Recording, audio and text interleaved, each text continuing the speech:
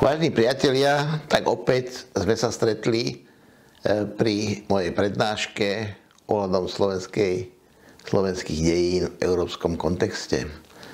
Dnes budeme hovoriť o osvietenskom absolutizme, teda o úseku vlády približne troch cisárov, Márie Terézie, Jozefa II. A Leopolda II. Osvietenstvo bol prúd, ktorý sa vyvinul na konci barokovej doby. Súvisel so založením Francúzskej akadémie vied za Ludovita XIV. Niekedy v 60. rokoch 17. storočia. V tej akadémii vied sa rozvinulo vedecké bádanie, rozvinul sa vzťah k vedeckému poznaniu a vlastne tieto poznatky sa šírili v Európe i prostredníctvom nových myšlienok do Anglicka, do Nemecka. Dokonca zasiahli aj Rusko, ktoré napríklad predtým nebolo účastné humanizmu a renesancie. Ľudia ako Voltaire, Montesquieu, Diderot, Rousseau, John Locke, Francis Bacon, Immanuel Kant a mnohí ďalší posunuli poznanie spoločnosti, poznanie spoločenského života, spoznanie princípu, na ktorom existuje ľudská spoločnosť, veľmi ďaleko a tieto myšlienky sa šírili aj hlbšie do vnútra spoločnosti a vytvárali sa nové projekty, nové vízie spoločnosti, ako by mala spoločnosť fungovať. Osvietenstvu predchádzal merkantilizmus, určitá forma ekonomického pôsobenia vlád a vlastne tých ekonomických elít, ktorá vlastne zabezpečila tú prvotnú akumuláciu, ktorá vyvinula vlastne to, čo dnes nazývame európskym kapitalizmom. V našom priestore, ako som už hovoril minule, vlastne roku 1711 skončilo obdobie stavovských nepokojov, obdobie rozvratu spoločnosti, ktorá bola čiastočne zaprečená aj cudzou okupáciou južných území Uhorska, teda osmanskou okupáciou Uhorska a čiastočne aj snahou uhorských vládnúcich tried, šlachty najmä, o zabezpečenie si ich privilégií. Karol III. Ako uhorský král a Karol VI. Ako rímsko-nemecký cisár sa snažil ríšu svoju stabilizovať, upevniť, posilniť, ale zároveň bol postavený pred otázkou, čo s ríšou, keď nemá riadneho mužského nasledovníka. Preto v roku 1713 vydal pragmatickú sankciu, o ktorej sme už hovorili minule, a táto pragmatická sankcia zabezpečovala nástupnícky poriadok v Habsburskom rode v prípade, že by jeho mužskí potomkovia vymreli. Tak v tom následníckom rode, teda poriadku, boli najskôr jeho dcery, potom dcery predčasne zomrevšieho cisára Jozefa I. a potom dcery a potomkovia jeho dcer predchádzajúceho cisára Leopolda I. Tento poriadok nástupnícky uhorský snem prijal v roku 1721 a Karol robil všetko preto, aby sa tento poriadok uplatnil aj na európskej úrovni, čo sa mu však samozrejme nepodarilo, lebo keď v roku 1740 zomrel, tak európske mocnosti, najmä okolité štáty, Bavorsko, Sasko a Prusko, vystúpili proti Rakúsku a žiadali, aby sa im dostalo určitej porcie z Rakúska v rámci delenia habsburského dedičstva. Vznikla dlhá vojna od roku 1740 až do roku 1746, ale mier bol uzavretý až v roku 1748 o habsburské dedičstvo. Najväčším protivníkom Márie Terezie ako kráľovnej sa stal Friedrich II. Prusky, král, ktorý si narokoval na Sliesko, ale samozrejme aj bavorský kurfürst si narokoval na Česko, rovnaké nároky zniesol saský kurfürst a vlastne do tejto vojny na strane Pruska, Bavorska a Saska sa pripojilo neskôr aj Francúzsko. Na obranu habsburských pozícií vystúpilo Anglicko a Nizozemsko a v tejto rozsiahlej vojne vlastne habsburské mocnárstvo prišlo najmä o Sliesko, ktoré obsadil Friedrich Prusky a okrem Kladska, Tešínska a Opavska vlastne celé ostatné Sliesko, ktoré bolo od 14.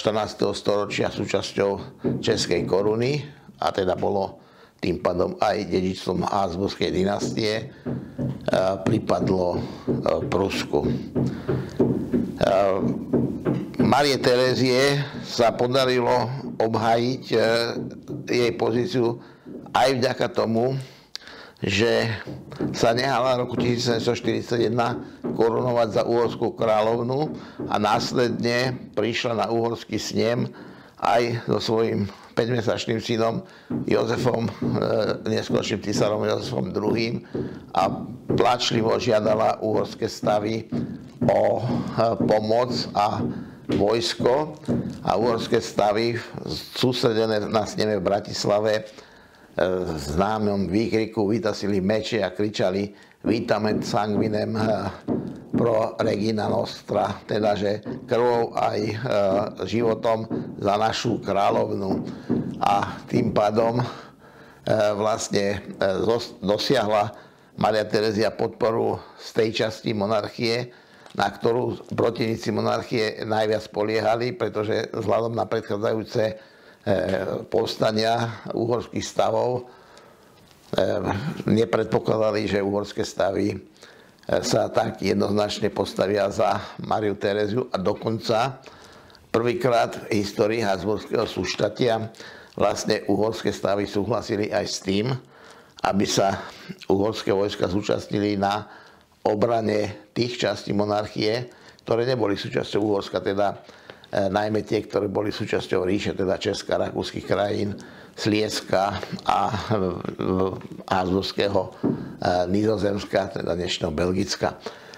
V tomto zápase, kde často sa menili strany medzi spojencami, išlo aj o to, kto obsadí post cisára Rímskej ríše národa nemeckého, ktorý dovtedy do smrti Karola VI. Obsadzovali nepretržite niekoľko storočí Habsburgovci. Nakoniec túto pozíciu získal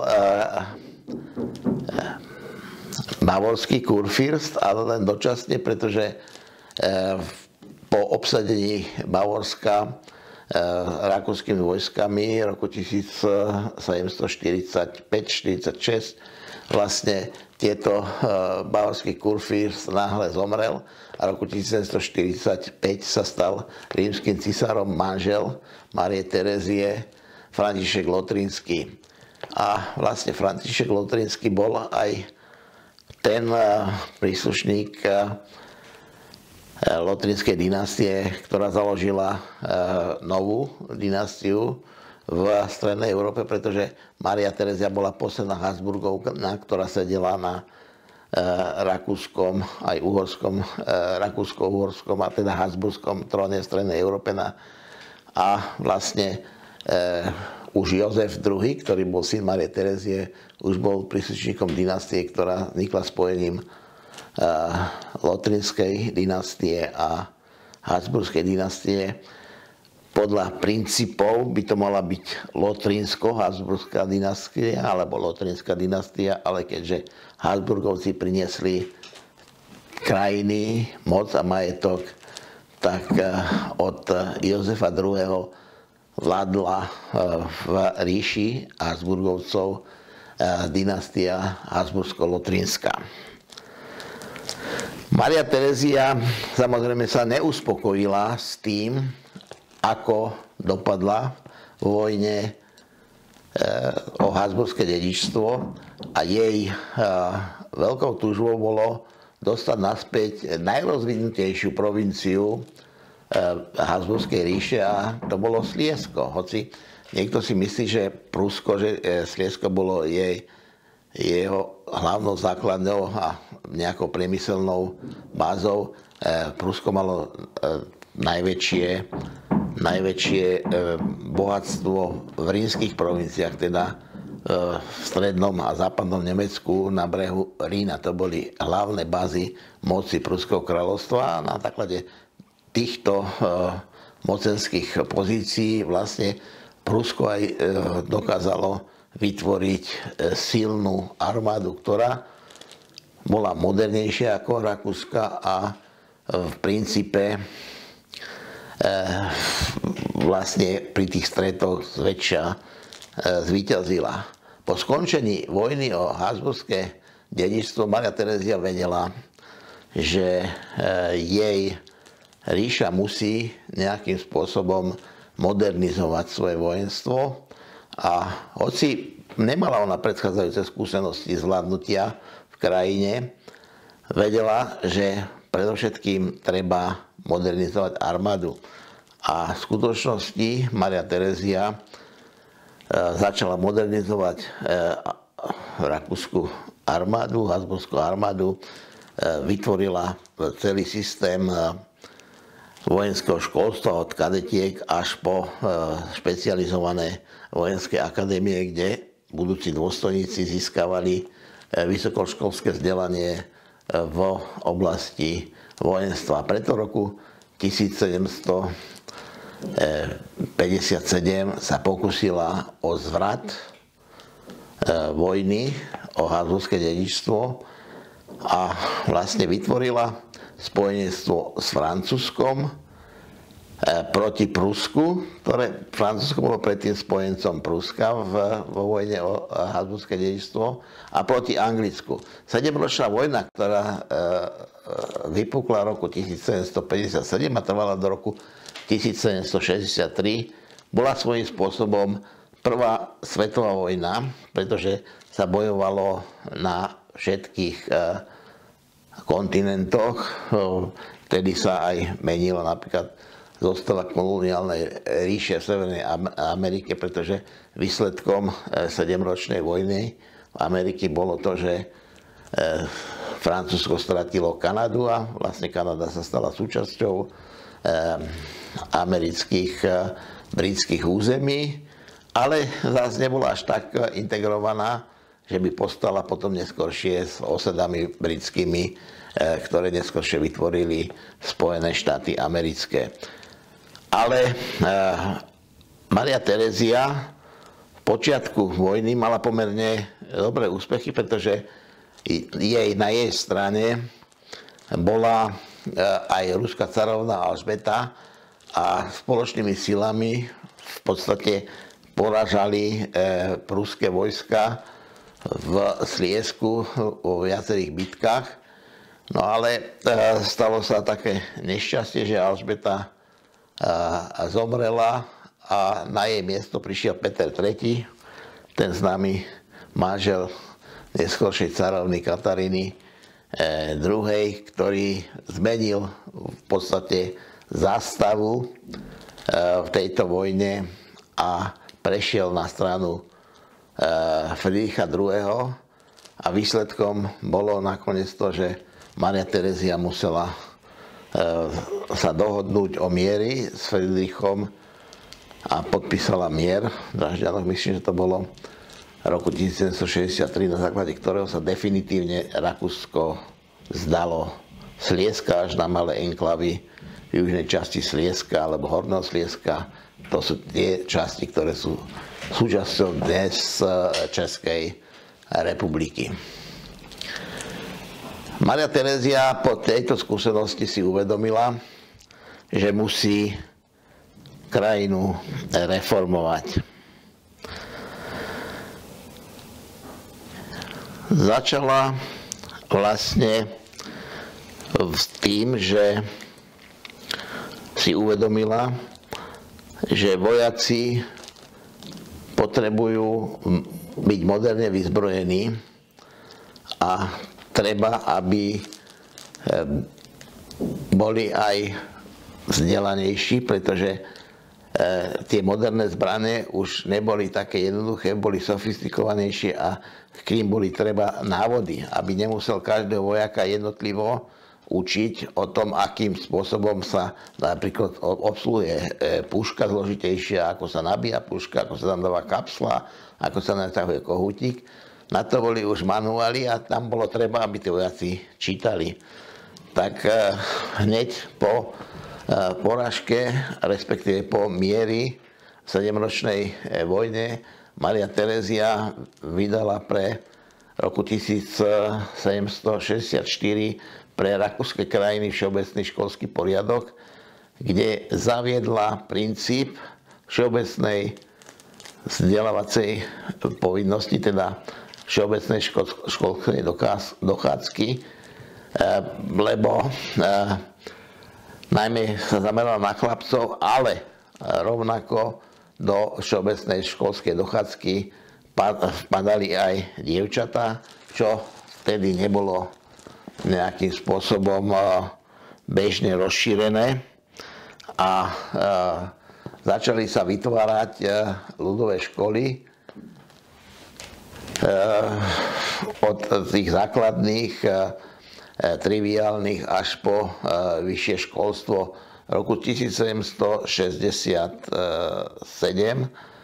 vo forme Ratio Educationis vydala tento nový školský poriadok aj pre Uhorsko a pri príprave tejto školskej reformy sa veľmi zaslúžil aj jej radca Adam František Kolár z Terchovej, ktorý výrazne vstúpil do služieb Habsburgovcov a takisto nielen ako poradca Márie Terézie, ale aj ako kritik uhorských pomerov, kde vlastne šlachta prenášala všetky tie povinnosti na poddaných. Čo sa týka Ratio Educationis a systému vzdelávania, ktoré sa vytvorilo v Uhorsku v tomto období, teda aj na Slovensku, tak išlo o systém, ktorý je vlastne bez väčších zmien vydržal u nás až do roku 1945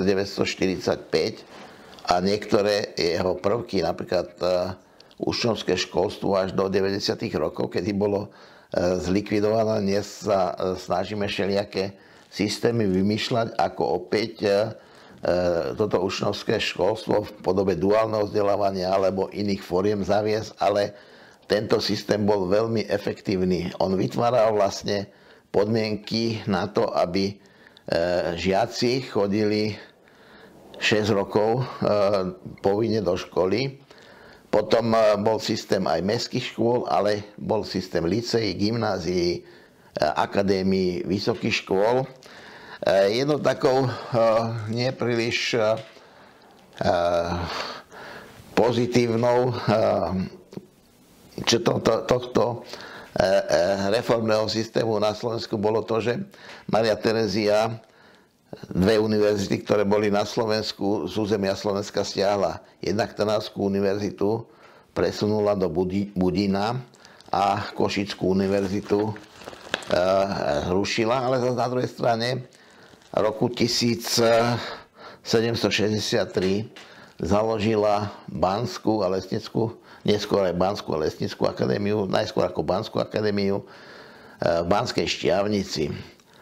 Bola to vlastne podľa niektorých vedcov prvá technická univerzita na svete A napríklad České vysoké učení technické, ktoré vzniklo na začiatku 19. storočia, vlastne predošla približne o 40-50 rokov.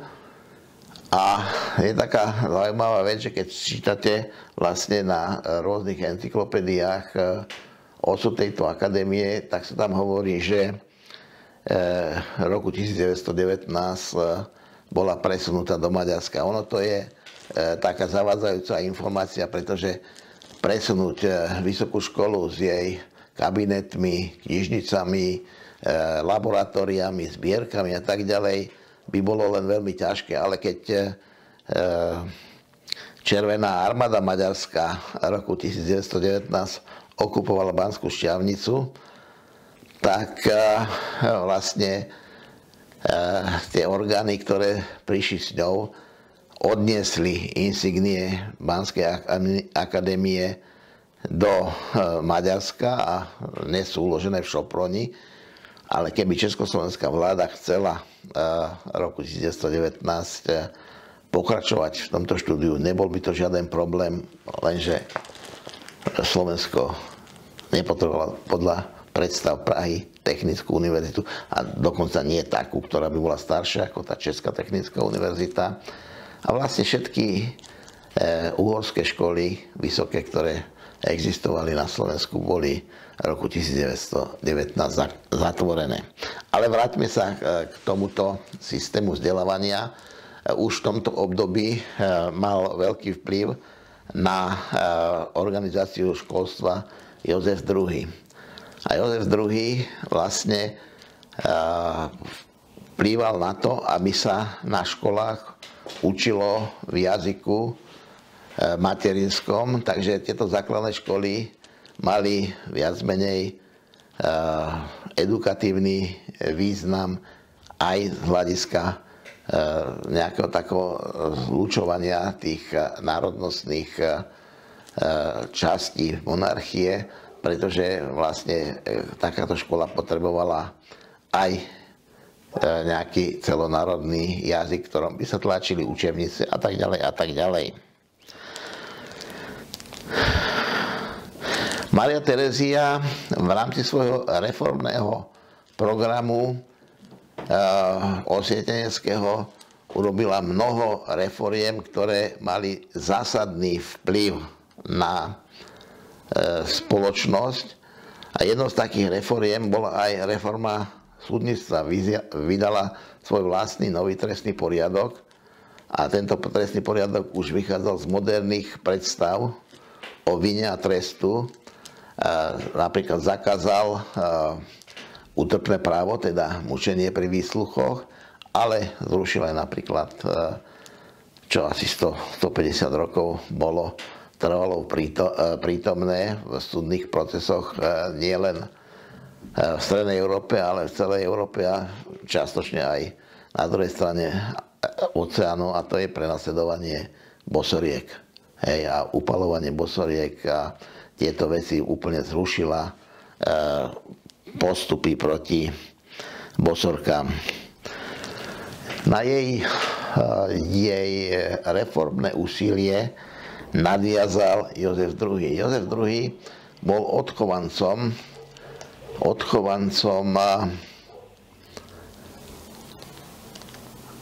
mnohých osvieteneckých činiteľov habsburskej monarchie.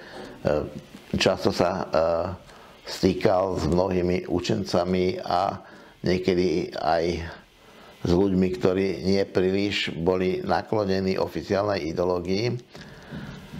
A keď sa ujal moci, tak začal robiť rozsiahle reformy. Tieto reformy robil nie príliš premyslené.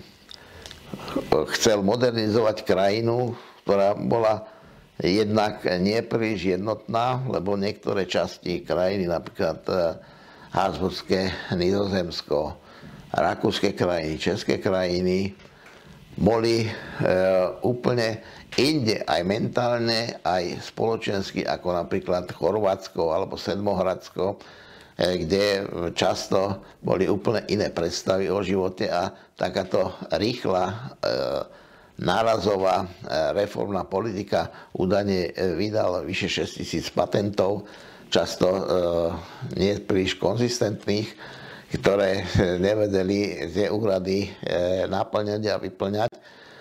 Takže ešte za jeho života, po vypuknutí Veľkej francúzskej revolúcie, keď sa vlastne tie vládne vrstvy habsburskej monarchie vystrašili z toho, čo sa deje, fakticky väčšinu týchto reforiem odvolal. Čo je však dôležité, tie najvýznamnejšie reformy zostali platné a zostali trvalo prítomné aj v našom národnom živote.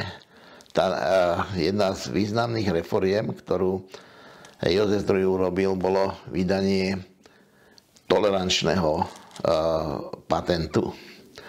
Keď týmto patentom vlastne nie celkom zrovnoprávnil nekatolické vierovyznania, ale vlastne umožnil nekatolickým vierovyznaniam monarchii, najmä evanjelikom, Kalvínom a iným, rovnako sa uchádzať o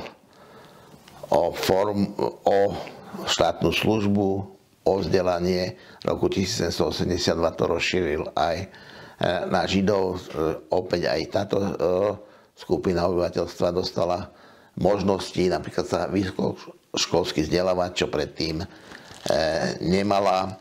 A tým pádom vlastne sa spoločnosť oslobodila od dlhoročných náboženských zápasov a tým pádom aj od potenciálnych sporov, ktoré by mohli vzniknúť na základe náboženských treníc. Tá rovnoprávnosť, respektíve to tolerovanie inonáboženstiev, malo aj také podoby, že napríklad od roku 1683 od Sopronského snemu si evanjelici mohli stavať tzv. Artikulárne kostoly, 2 na jednu župu, ktoré museli byť drevené, nesmelo sa tam používať kovové súčiastky a tak ďalej. Od tolerančného patentu si napríklad evanjelici mohli stavať už riadne murované kostoly. Takým príkladom tolerančného kostola je bratislavský veľký kostol evanjelický. Hej, len nemohli si tam postaviť napríklad väžu, čo bola veľmi významný prvok pri kostole. Ale ešte by som sa chcel vrátiť k Márii Terézie, lebo som na to pozabudol. A to je najväčšia reforma, ktorú Mária Terézia urobila v prospech väčšiny obyvateľstva svojej ríše, a to bola urbárska reforma. Urbársky patent, ktorý bol vydaný v roku 1764 tiež, bol výrazným zásahom do ekonomickej štruktúry ríše. Urbársky patent vlastne vytvoril situáciu, že roľníci sa stali vlastníkmi pôdy, na ktorej pracovali.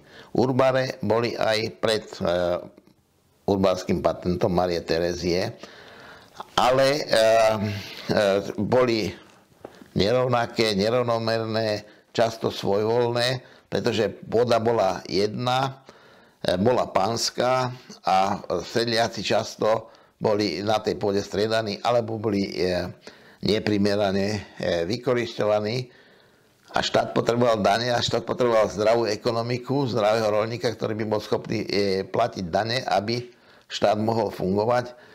Takže urbárska reforma vydaním tereziánskeho urbáru bola rozhodujúcim zásahom do ekonomickej štruktúry štátu.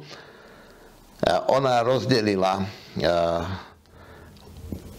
poľnohospodársku pôdu na dominikál a rustikál, teda na pôdu, ktorá patrila pánstvu, ktorú pánstvo obhospodarovalo vo vlastnej réžii, a rustikál, teda pôdu, ktorá patrila roľníkovi a obospodoval ju roľník. A na základe tohto, koľko mal pôdy a akým spôsobom tú pôdu vlastnil, sa stanovovali aj povinnosti roľníka vo vzťahu k pánstvu, pretože roľník bol potom povinný nejakú časť svojho pracovného času odrobiť na pánskom, ale už to nebola svojvola, ale presne stanovená štátom povinnosť, koľko a akým spôsobom mal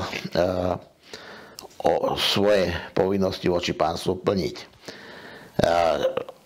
Keď si zoberieme, akým spôsobom sa táto pôda delila, tak vlastne poddaní dostávali pôdu v určitom rozmere. Takým základným prvkom rozmerom tej pôdy bola jedna usadlosť, čo v uhorských pomeroch predstavovalo približne 20 katastrálnych jutár, čo je asi 10 hektárov približne. A k tejto pôde bola tzv. Nerozdelená pôda, ktorá sa nedala rozdeliť, respektíve bolo lepšie, keď sa obhospodarovala spoločne. A to bola najmä lesná pôda a lúky a pasienky. A na základe toho, koľko roľník mal vlastne podielov na usadlosti, pretože jednu usadlosť, teda veľkosť jednej usadlosti mali len niektorí veľmi bohatí roľníci, väčšinou mali polovicu, štvrtinu alebo menšiu časť usadlosti. Pôda bola do značnej miery v Uhorsku rozdrobená, pretože uhorské dedičské právo, na rozdiel od práva, ktoré patrilo na západ Uhorska, vlastne nepoznalo nediel, teda pôdu, ktorú nebolo možné rozdeliť, ale vlastne všetci tí dediči si ju delili, takže vlastne tie poľnohospodárske podniky, ktoré boli v Uhorsku, boli často nesebestačné kvôli tomu, že boli veľmi malé v dôsledku delenia a trieštenia pôdy. A na základe podielu, ktorý mali ako v tej pôde, v usadlosti, tak sa im vypočítal aj podiel na lúkach a pasienkoch. Zároveň Mária Terezia a najmä jej manžel Jozef II. František Lotrinský, František I. Lotrinský, podporovali manufaktúrnu výrobu. Manufaktúrna výroba bola vlastne takou predvýrobou, predfabrickou výrobou a vlastne sústreďovala výrobcov okolo nejakej manufaktúry, kde sa buď schádzali alebo dorábali výrobky, ktoré boli ináč roztriedené. Boli na Slovensku viaceré kartúnky a napríklad František Lotrinský viedol viacero takýchto podnikov. V Holiči napríklad bola Majolika, v Šašine kartúnka, ale aj iní feudáli, napríklad Haliči mali tieto manufaktúry, ale vzhľadom na systém, ktorý panoval v Uhorsku, najmä neochota uhorskej šlachty zaviesť daniteľnosť všeobecnú, respektíve všeobecnú daňovú povinnosť, pretože uhorská šlachta dane neplatila, tak Rakúska ríša robila rôzne colné opatrenia, aby tieto prostriedky, ktoré z Uhorska nedostávala kvôli šlachte, nejakým spôsobom dostala do pokladne, tak vytvárala colné prekážky a nakoniec tie uhorské podniky neboli konkurencieschopné s rakúskymi podnikmi, pretože keď chceli vyvážať do Rakúska, platí veľké clá a keď rakúske podniky vyvážali do Uhorska, tak platili minimálne clá a tým pádom vlastne sa stávali nekonkurencieschopné a mnohé tieto manufaktúry zanikli a nestali sa z nich továrne. A táto vec súvisí s ďalšou reformou, ktorú Jozef II prijal, a to bola teda patent o zrušení nevoľníctva. V roku 1781 zrušil nevoľníctvo v dedičných krajinách a v roku 1785 zrušil nevoľníctvo v Úhorsku. Vlastne nevoľníctvo bola záležitosť, ktorá vznikla niekedy v 16. storočí po Dožovom povstaní, kedy vlastne tie dôsledky šľachta preniesla na uviazanie roľníka v pôde, roľník sa nesmiel sťahovať, roľník nesmiel napríklad nosiť zbraň a tak ďalej a tak ďalej. A tieto veci sa v Habsburskej monarchii potom rozšírili všeobecne a zrušenie nevoľníctva súviselo aj s urbánnym patentom, že vlastne nevoľník sa stal poddaným, mal vlastnú pôdu, mal nejaké povinnosti voči pánstvu, ale na druhej strane pánstvo mu nemohlo brániť, aby dal deti do školy, aby dal deti do učenia, aby sa odsťahoval slobodne z dediny a išiel napríklad do mesta, aby išiel do fabriky a tak ďalej. To znamená, že sa uvoľnil trh s pracovnou silou a vytvorili sa aj predpoklady na to, aby mohla fungovať nová spoločnosť založená na slobodnejšom pohybe pracovných síl. Jozef II, na rozdiel od predchádzajúcich Habsburgovcov i potom neskôr, sa nedal korunovať ani za českého, ani za uhorského kráľa. On bol korunovaný len za rímsko-nemeckého cisára, ale nebol ochotný sa dať korunovať za partikulárnych kráľov Uhorsku a Česku. Koruny stiahol do Viedenského múzea a snažil sa z rakúskej monarchie vytvoriť jednotný integrovaný štát. Nuž, ale tu trošku tiež veci prehnal, lebo síce myšlienka bola dobrá, urobiť jednotný štát vlastne, a ten jednotný štát potreboval mať nejakú schopnú byrokraciu a preto zaviedol nemecký jazyk do úradovania. V predchádzajúcom období bola úradným jazykom monarchii latinčina, ale latinčina už nebola živým jazykom a operačne bola nie príliš prispôsobená funkcii, ktorú v modernom štáte mal úradný jazyk a preto začal s tzv. Germanizáciou. Lenže my si nemôžeme predstaviť túto germanizáciu tak, ako si napríklad predstavujeme maďarizáciu, že sa nanúcovalo ľuďom nemecký jazyk. Princíp jozefskej germanizácie bol to, že chcel vytvoriť jednotnú úradnícku vrstvu, ktorá by dokázala komunikovať medzi jednotlivými rôznorodými jazykovo rôznorodnými časťami monarchie, napríklad v Tyrolsku alebo v Taliansku, kde sa rozprávalo taliansky, v nemeckých provinciách, kde sa rozprávalo nemecký, český, alebo v Haliči, kde sa rozprávalo polsky, a v Sedmohradsku rumunsky, teda centrálno-uhorsku maďarsky, slovenský a tak ďalej, tak on chcel vlastne zabezpečiť, aby sa vychovala táto úradnícka vrstva, ktorá by bola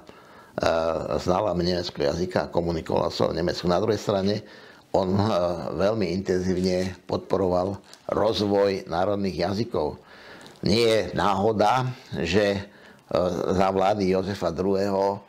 Došlo ku kodifikácii maďarského jazyka, slovenského jazyka, že došlo i ku kodifikácii, modernej kodifikácii českého jazyka, pretože to, čo sa považovalo ako za český jazyk, Kráľovská Biblia alebo tieto iné jazyky založené na báze češtiny, neboli príliš zrozumiteľné pre bežných obyvateľov Čech, takže preto Jozef Dobrovský vlastne kodifikoval modernú češtinu, Kazinci modernú maďarčinu a na slovenskom prípade Anton Bernolák kodifikoval prvú spisovnú slovenčinu, hoci slovenčina sa používala v rôznych formách po celom Slovensku a západoslovenská kultúrna slovenčina bola viac menej vzorom pre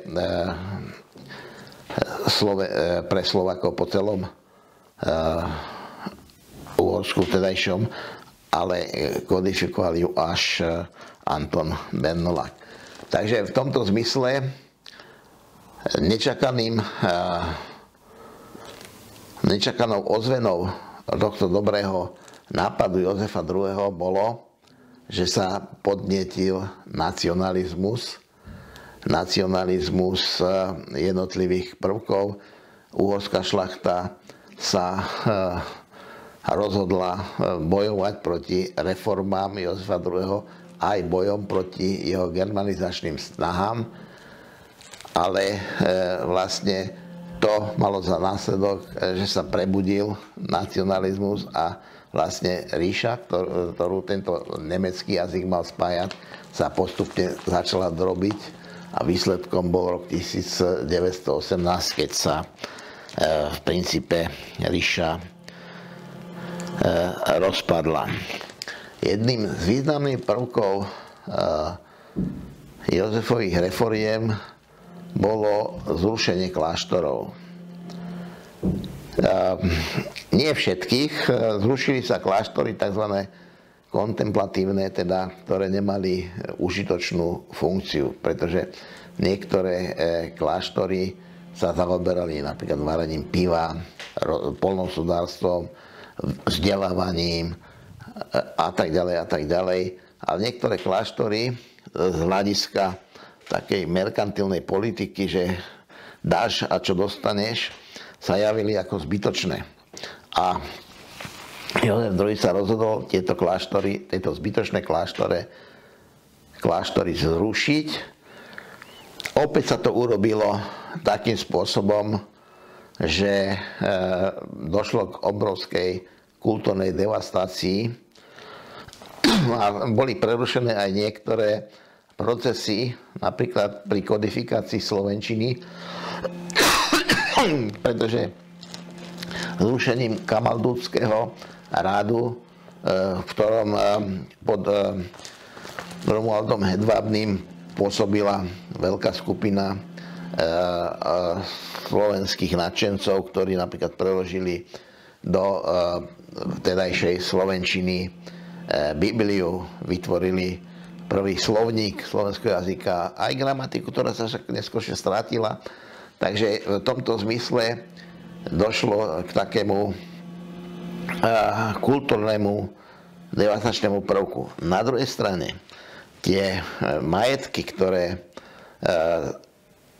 Jozef II. Zobral od kláštorov, boli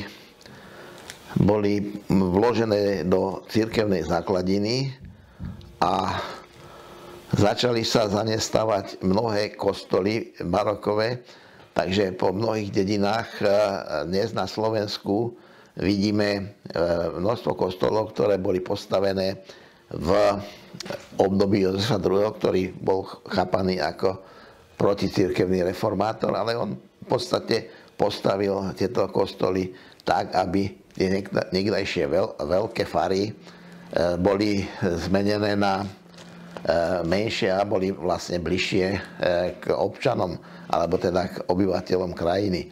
Keď si zoberieme napríklad pred Jozefom II.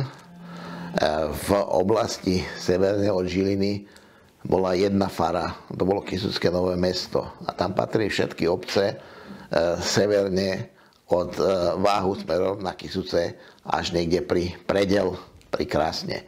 Hej. Jozef II. Vlastne tieto veci pomenil a okrem Kysuckého Nového Mesta postavil napríklad farský kostol v Divine, tam boli niektoré obce vyčlenené, Brodne a tak ďalej. Takže tieto peniaze neboli len rozflakané, ale často sa použili na výstavbu účelných zariadení pre katolícku cirkev. Jozef II ešte ako spoluvladca Márie Terézie sa podielal na delení Poľska. V roku 1772 bolo prvé delenie Poľska, vtedy sa vlastne z poľského zálohu po niekoľko storočiach dostali spišské obce, ktoré boli vlastne prenechané do správy poľského kapitánátu, respektíve poľského správcu Starej Ľubovni. A takisto bol spojencom Ruska, Kataríny Veľkej pri jej vojne proti Turecku, kedy Katarína získala tie územia, ktoré dnes sú vlastne súčasťou sporu medzi Ruskom a Ukrajinou, ktoré sa volali tzv. Novorusko. Hej. A Jozef II sa stal spojencom Kataríny proti Turecku, ale sám sa vypravil do vojny proti Turkom, avšak na Severnom Balkáne, kde sa tie zápasy odohrávali, ťažko ochorel a vlastne na základe tejto choroby roku 1790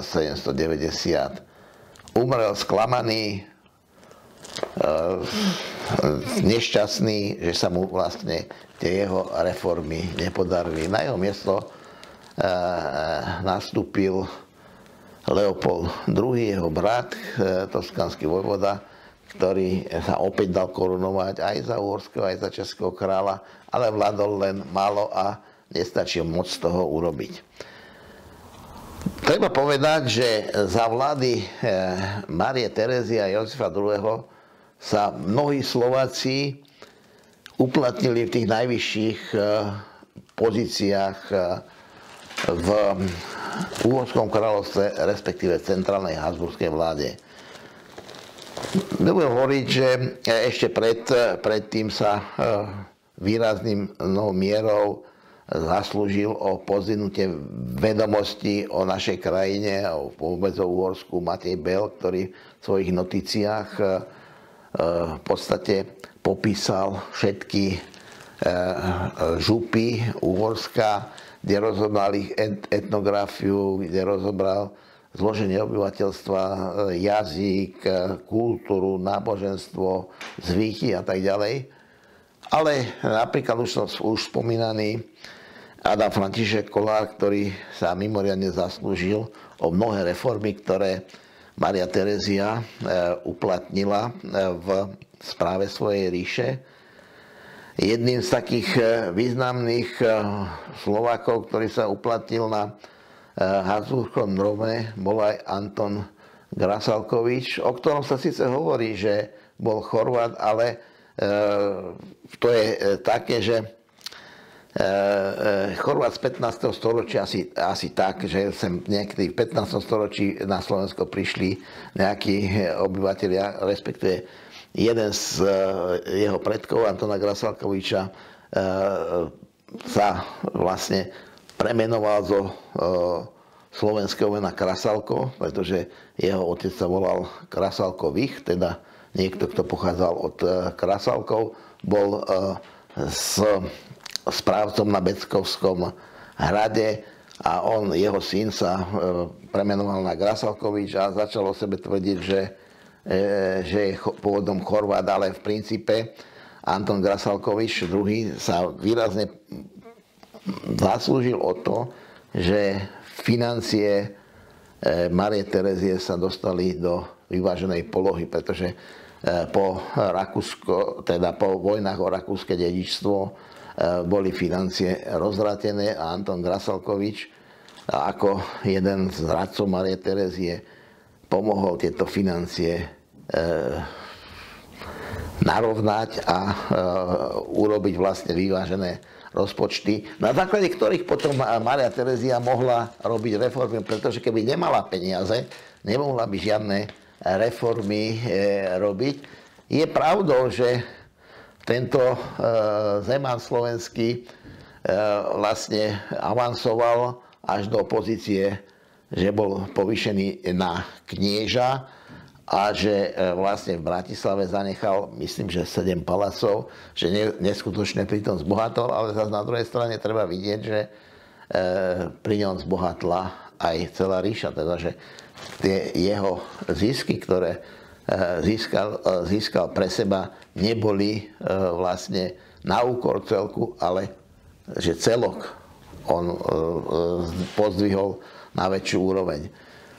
Významnú úlohu zohral v okolí Márie Terezie aj slovenský husár Andrej Hadík, ktorý ako veliteľ husárskeho pluku na začiatku 7-ročnej vojny roku 1757 obišiel línie Friedricha II.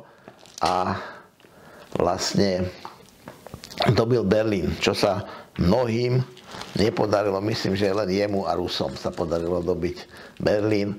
Dal Berlínu obrovské kontribúcie, ktoré mu museli zaplatiť a zobral tam aj nejaké rukavičky pre svoju kráľovnu, avšak keď ich donesol, zistil, že všetky boli len na jednu ruku, že tam bola nejaká kvalitná výrobňa rukavičiek v Berlíne, luxusných, ale tak zobral len na jednu ruku.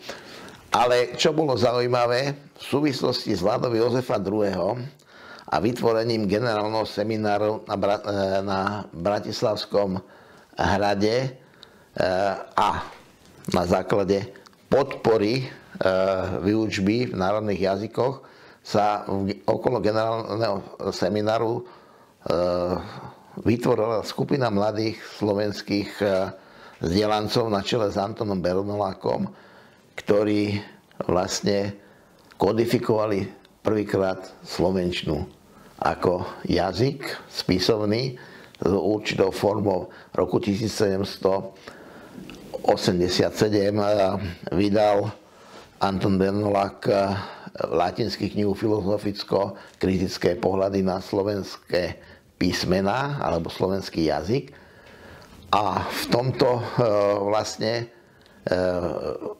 v diele ustanovil, že slovenčina je samostatný, nezávislý slovenský spisovný jazyk. Vytvoril jeho konštrukciu a roku 1790 vlastne vydal gramatiku, slovenskú gramatiku, gramatika slavika, kde vlastne tento jazyk kodifikoval.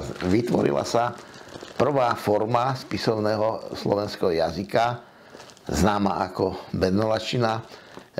Problém bol v tom, že tento jazyk všeobecne nebol prijatý, že slovenskí evanjelici ho neprijali a naďalej používali biblickú češtinu, ktorej v podstate ani Česi nerozumeli, ale pre slovenských evanjelikov bol asi problém to, že kultúrna západoslovenčina bola jezuitmi používaná v rekatolizačnom procese proti teda evanjelikom na Slovensku a jej kodifikácia v podobe bernoláskovej slovenčiny nebola všeobecne pre nich priateľná.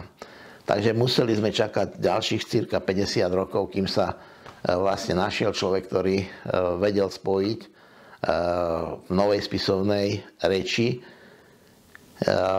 Slovákov bez ohľadu na konfesionálne pomery, ale týchto 50 rokov sme ťažko zaplatili, lebo za Jozefa II. Aj Slováci, aj Maďari, aj Česi, aj Nemci mali rovnakú východzú pozíciu vo vzťahu ako k budovaniu svojej národnosti a tým, že sa Slováci nedokázali spojiť, došlo k tomu, že sa nejakým spôsobom vyradili z toho procesu a začali sme zaostávať, čo sa potom neskôršie prejavilo vo viacerých veciach. V tomto období vlastne treba vidieť, že vlastne doznela posledná predstava Uhorska ako krajiny rovnoprávnych národov. Uhorsko v dávnej dobe, najmä v tej časti, keď bolo habsburskou súčasťou a rozdelené od maďarského územia, okupovaného Turkami. Vlastne v tomto kraji sa rovnocenne používala aj nemčina, aj slovenčina, aj maďarčina. Boli to jazyky, ktoré sa všeobecne používali a spájala ich latinčina. Na konci feudalizmu začali tie trenice, ale vlastne posledným programom jednoty Uhorska bol program uhorských Jakobinov. Uhorskí Jakobini bola skupina vzdelancov, intelektuálov, ktorí boli ovplyvnení francúzskou revolúciou z roku 1789 a vytvorili tajný spolok, na čele ktorého bol Ignác Martinovič, srbský mních, ale významnou osobnosťou tohto jakobinského hnutia bol Slovák Jozef Hajnoci z Pezinka, ktorý bol vlastne ideologom tohto hnutia. A uhorskí Jakobini vytvorili vlastne spolok, ktorý projektoval budúcnosť Uhorska nie ako krajiny, kde vládnu panovníci z Božej milosti, ale ako republiky slobodných národov. A táto republika mala mať 4 súčasti a jednou tou súčasťou malo byť Slovensko. Toto hnutie po smrti Leopolda II. Bolo prezradené a František, vtedy druhý, neskôršie po zrušení Svätej ríše rímskej nemeckého ako František I. rakúsky císar, vlastne sa zlákol francúzskej revolúcie. Rakúsku sa pripojilo k mnohým tým protifrancúzským intervenčným vojnám, ktoré väčšinou z nich prehralo, ale jedným dôvodom bol aj pohon voči revolucionárom a tak sa dostali do víziru aj uhorskí Jakobini, ktorí boli zatknutí a roku 1795 popravení. Keď si z tohto pohľadu pozrieme na dejiny Uhorska pred a po, tak môžeme konštatovať, že smrťou uhorských Jakobinov vlastne zomrela myšlienka Uhorska ako krajiny, v ktorej sa môžu slobodne rozvíjať všetky jej národnosti. V roku 1791 na Uhorskom sneme boli prijaté prvé maďarizačné zákony, ktoré vlastne otvorili cestu k roku 1918.